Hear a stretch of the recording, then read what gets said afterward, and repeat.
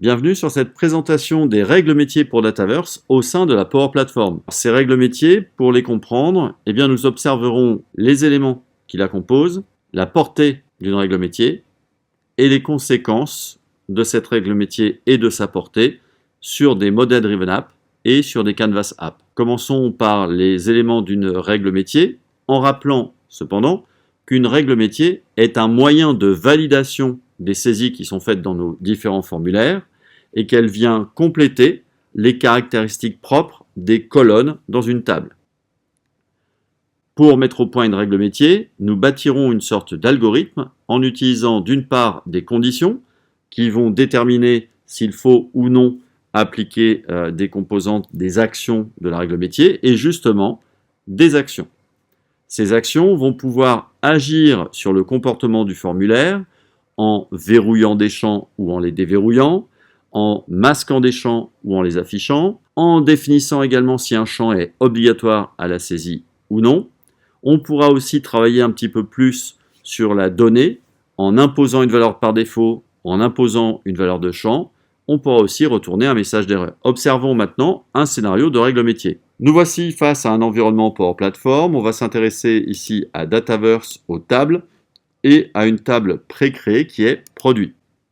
Cette table-là contient des colonnes couleurs, les valeurs sont issues d'un choix, une colonne prix unitaire qui est décimale, un poids qui est un entier et un coût de transport qui est lui aussi décimal. Il se trouve que seule la colonne coût de transport est optionnelle. Elle est optionnelle certes, mais finalement, il y a une règle dans notre activité qui dit que si le poids est saisi, donc si le poids est en tout cas supérieur à 0, il y aura des coûts de transport. S'il n'y a pas de poids ou s'il vaut 0, on n'a pas d'obligation de saisir le coût de transport. Et on observe que dans les données actuelles, il y a un enregistrement pour le produit ER50 qui ne dispose pas de coût de transport. Pour autant, si on regarde bien, son poids est à 1200. Donc là, la règle métier de notre entreprise n'a pas été respectée. Et en fait, on ne peut pas la faire respecter simplement avec les obligations de saisie que nous avons dans le contexte des colonnes.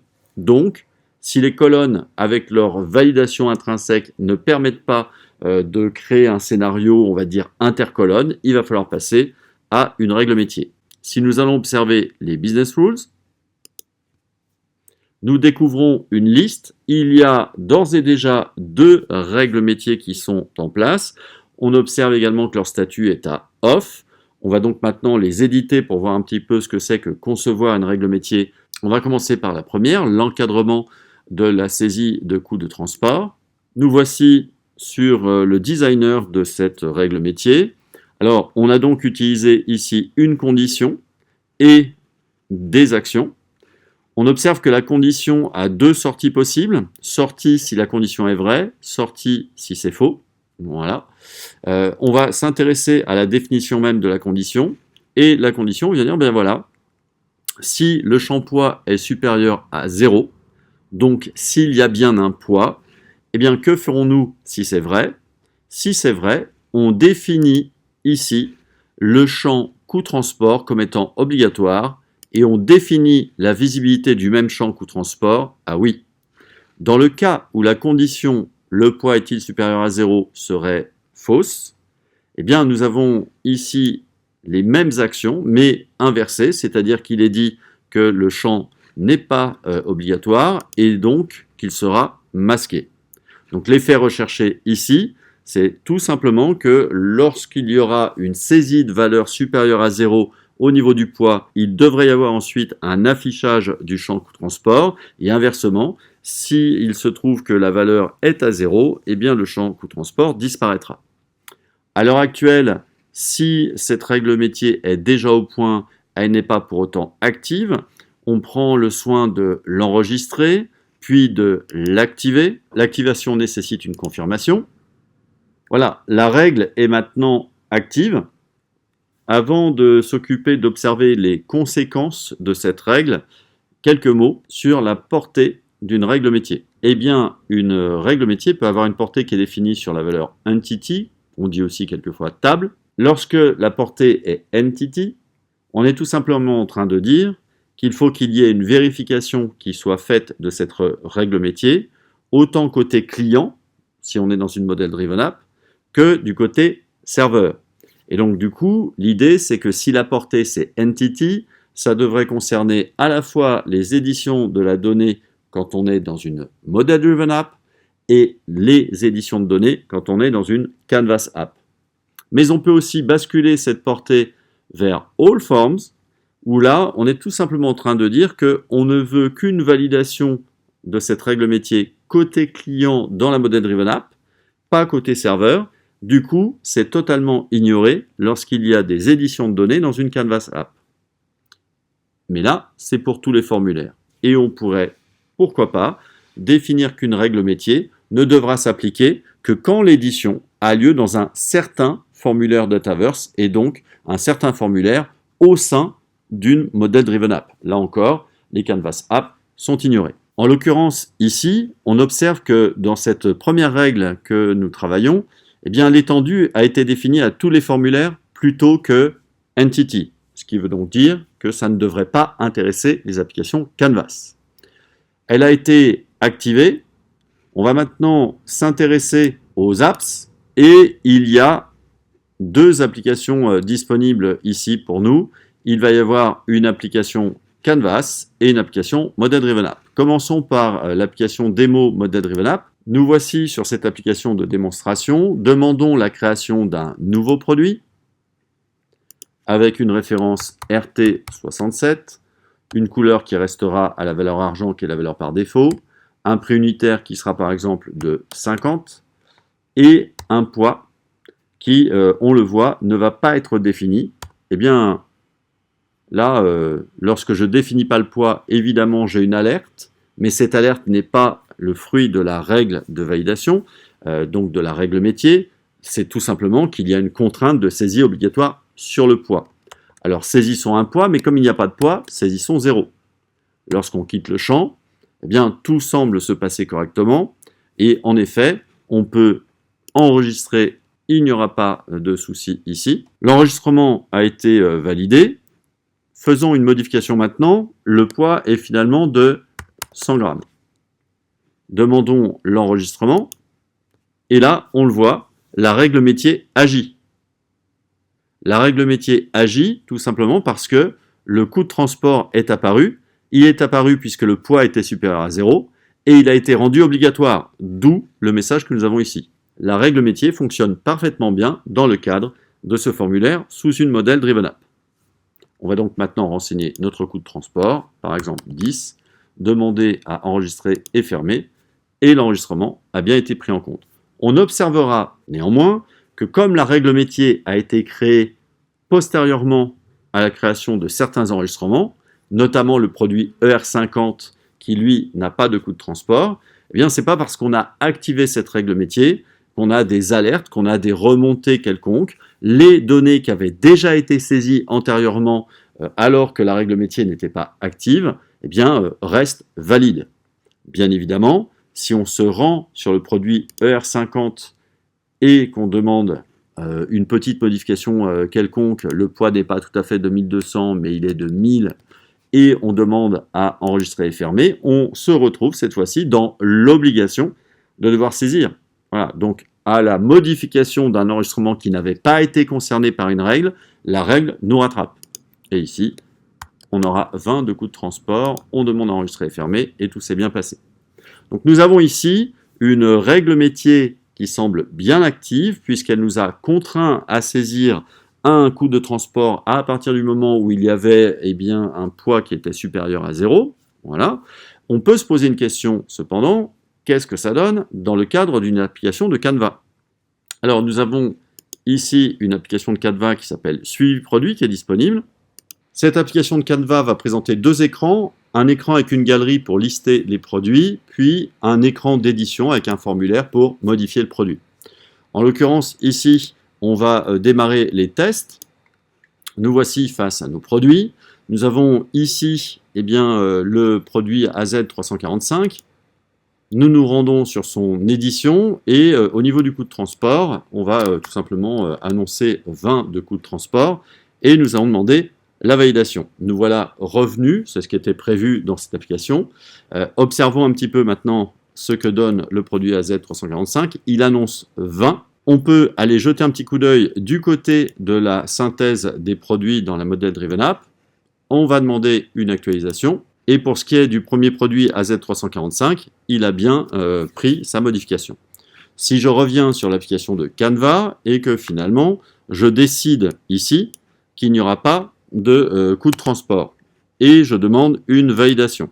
Me voilà revenu ici et lorsque j'observe ce produit AZ345, je reviens dessus, a priori, il n'aurait pas de coût de transport. Ce pourrait être un effet cache parce qu'il y a normalement la règle de validation qui interdit qu'on ne saisisse pas de coût de transport quand il y a un poids. Allons voir ce que ça a donné du côté de la Model Driven App. Si elle demande l'actualisation des données, eh bien elle nous montre un enregistrement AZ345 qui n'a pas de coût de transport. Donc, quelles sont les conséquences pour les modèles Driven App? Pour les modèles Driven App, toutes les actions proposées par une règle sont applicables. Donc, toutes les actions que nous avons vues tout à l'heure peuvent concerner une modèle Driven App. Et en effet, notre modèle Driven App, du fait de cette règle de validation, eh bien, était concerné par la visibilité ou non du champ coût transport, était concerné par l'activation ou non de son caractère obligatoire, et elle a dû réagir par rapport à ça. Dans le cadre des Canvas App, eh bien, si la portée a été définie sur All Forms, et c'était le cas ici, eh bien, les Canvas App ne sont carrément pas du tout concernés. Voilà, il n'y a pas eu d'impact pour la Canvas App. Alors, pour quelle raison? Eh bien, tout simplement parce que pour une Canvas App, il n'y a que 3 types d'actions qui pourraient la concerner. Ce sont la redéfinition des valeurs par défaut, redéfinition de la valeur du champ et affichage d'un message d'erreur. Or, on a bien vu que ce n'est pas ce que demandait la règle métier. Et de plus, notre règle métier est une règle métier de portée Forms. Donc, elle ne s'intéresse pas à un traitement côté serveur, mais uniquement à un traitement dans les formulaires des modèles Driven App. Et donc, du coup, ça n'a entraîné aucune interdiction, aucune gêne pour la Canvas App. Nous voilà revenus sur la liste de nos règles métiers. Après ce premier exemple, nous allons en étudier un second, cette fois-ci avec cette règle qui va avoir un impact, on va le voir, sur les applications Canva. On va aller jeter un petit coup d'œil sur la règle elle-même. Nous voilà dans le studio de composition des règles, à nouveau. Alors cette règle-là, quelle est sa caractéristique? Bon, elle a une condition qui est une condition double, c'est-à-dire qu'il y a un « et » qui joint 2 tests. Est-ce que le poids est supérieur à 0 et est-ce que le coût transport ne contient pas de données? Donc en fait, on est en train de tester si on est dans une situation qui serait pour nous une situation d'erreur. Est-ce que le poids est là, mais malheureusement pas le coût de transport? Et si tel est le cas, notre règle métier va alors demander l'affichage d'un message d'erreur. Cette règle métier a aussi une autre caractéristique, elle est d'étendue entité. On va la définir comme étant d'étendue entité, c'est-à-dire table, et donc ça veut dire que la vérification doit être faite aussi côté serveur chez Power Platform, et donc de ce fait, ça devrait concerner aussi l'application de Canva. On va demander à activer, encore une fois, l'activation doit être confirmée. Voilà, la règle métier a été activée. Nous avons désormais 2 règles métiers actives sur la même table. Alors, c'est l'occasion de dire qu'on peut évidemment écrire plusieurs règles métiers pour une même table et on peut activer plusieurs règles métiers en même temps. Alors bien évidemment, on fera attention à ce qu'elles ne soient pas contradictoires parce qu'il y en aura forcément une qui l'emportera sur les autres. Ici, ce qui va nous intéresser maintenant, c'est de voir les conséquences, encore une fois, sur nos 2 types d'applis. On va commencer par aller jeter un coup d'œil sur notre application Model Driven App. Donc là, sur notre application Model Driven App, si nous demandons la modification d'un enregistrement, donc nous sommes ici face à un enregistrement dans lequel il y a un poids, mais on va enlever le coût de transport. Voilà. Lorsque l'on quitte, eh bien, on a de toute façon toujours la première validation qui vient nous gêner. On est obligé de renseigner. Donc on n'a même pas ici spécialement le message d'erreur. Si on demande à enregistrer, eh bien on observe qu'on a là encore un avertissement. Il y a des champs obligatoires qui doivent être renseignés, mais il n'y a pas spécialement trace du message d'erreur. Ça laisse entendre que ici finalement la règle qui l'emporte, eh bien c'est la règle qu'on avait fait précédemment. et que notre règle qui est censée retourner un message d'erreur est pour l'instant muette du fait qu'il y a déjà des messages d'erreur remontés par la première. Mais que se passe-t-il sur une application de Canva? Eh bien, on se rappelle qu'on ne lui avait pas fixé de coût de transport. Ici, on peut tenter l'application d'un coût de transport, validons. Ça a été a priori validé. Quand on revient sur le formulaire d'édition, la valeur 120 nous est indiquée. Qu'en est-il si on revient sur la Model Driven Apps pour observer les valeurs connues actuellement? Après une actualisation, on a bien la valeur 120. Donc, encore une fois, il semblerait qu'il n'y a aucun problème pour qu'il y ait une édition de données quand on respecte la règle métier. Si maintenant la Model Driven App tente de ne pas saisir de coût de transport, on demande une validation et cette application de Canva, derrière la coche de validation, contient quelques fonctions qui permettent de tester si la mise à jour de données provoque une erreur. Dans l'hypothèse où ça provoquerait une erreur, nous avons une notification, et vous avez vu passer une notification indiquant qu'il y avait une erreur de données. On peut retenter cette validation. Voilà, l'opération demandée n'est pas valide. C'est notre message d'erreur.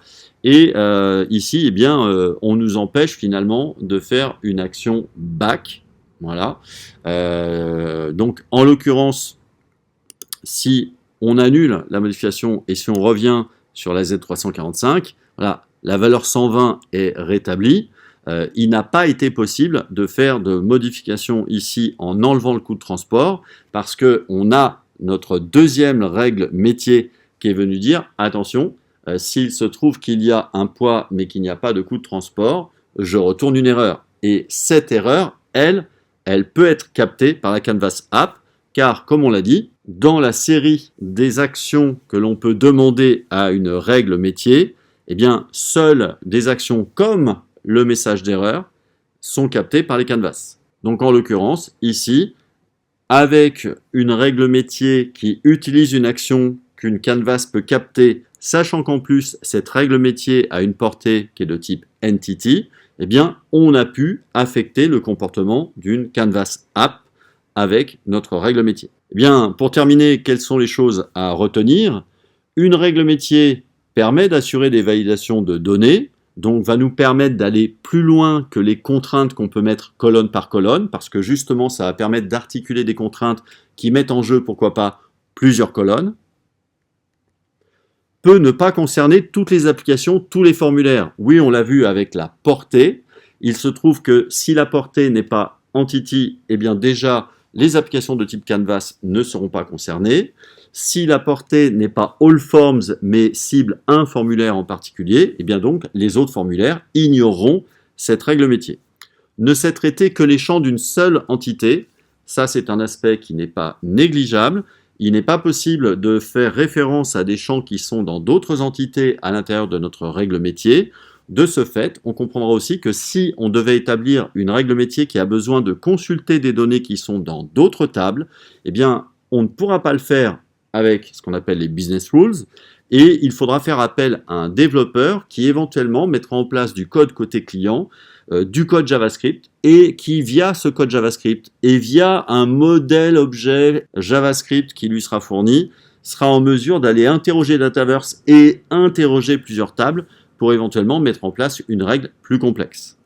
Enfin, une règle métier peut ne pas être unique pour une même entité. On l'a vu, on s'est permis de créer deux règles métiers qui ne se sont pas forcément marchées sur les pieds et qui ont permis chacune de fournir un comportement différent et d'ailleurs chacune d'offrir une portée différente. De ce fait, on avait une règle métier qui garantissait qu'on avait quand même un impact sur les Canvas Apps, c'est celle qui était de portée entity, et une règle métier qui s'intéressait plus au comportement des formulaires d'une Model Driven App, et elle, du coup, on l'avait mise en portée All Forms. Notez que si on avait mis tout cela en portée Entity, ça n'avait finalement pas d'autres conséquences, puisque même en portée Entity, la Canvas App n'aurait vu que des actions qui ne la concernent pas, et donc elle aurait, là encore, ignoré la règle métier. Bien voilà, merci d'avoir suivi cette présentation sur les règles métiers. À bientôt.